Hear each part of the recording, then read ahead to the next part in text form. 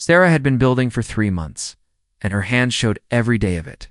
Blisters had turned to calluses, and her arms had grown strong from hauling logs from the forest to the clearing she'd claimed as her own. She was 26 and alone, which suited her fine. Men had proven themselves unreliable, families had failed her, and she'd learned that the only person she could depend on was herself. So she built her cabin one log at a time, measuring twice and cutting once. Determined to create something that would stand long after she was gone, she didn't notice him at first. Daniel had been watching from the ridge for 2 weeks, riding past on his way to check fence lines, always finding an excuse to linger. He'd lost his wife to fever 3 years ago, and the ranch house echoed with memories that cut like knives. His daughter, barely 8 years old, had grown quiet and withdrawn, and Daniel didn't know how to reach her anymore. He was drowning in grief and inadequacy, watching life pass him by while he went through motions. But this woman building her cabin, she fascinated him. She worked with fierce determination, never asking for help, never complaining when a log rolled wrong or a joint didn't fit. She had fire in her, the kind of strength his late wife had possessed, the kind of strength he'd forgotten existed. One afternoon, Sarah's pulley system snapped while she was raising a ridge beam. The log came crashing down, and she barely rolled clear before it would have crushed her. She sat in the dirt, breathing hard, staring at her broken rope with something close to despair. That's when Daniel finally approached, leading his horse down the slope. "That was close," he said quietly. "You okay?" Sarah looked up, eyes sharp with suspicion. "I'm fine. Don't need help." "I can see that," Daniel replied, surveying her half-built cabin with genuine admiration. "You've done incredible work here. But that beam weighs 300 pounds and you can't lift it alone." "Nobody can." Pride and practicality warred in Sarah's expression.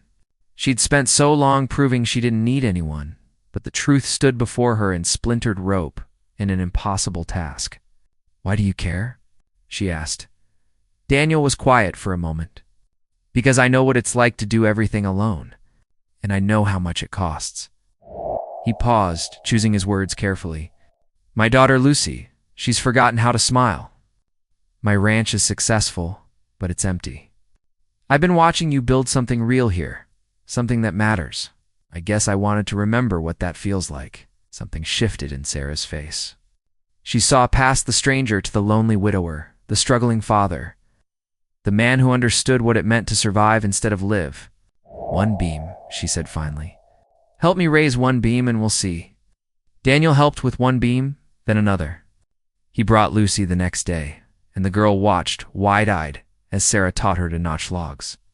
Sarah was patient in a way Daniel had forgotten how to be, explaining each step, letting Lucy make mistakes without judgment.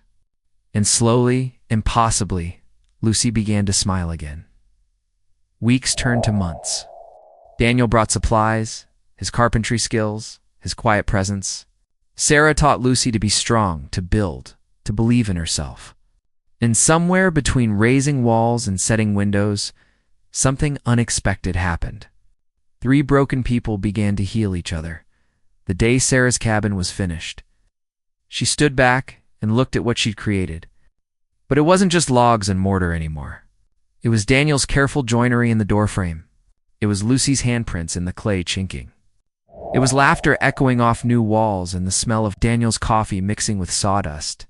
Sarah had set out to build a cabin alone to prove she needed no one.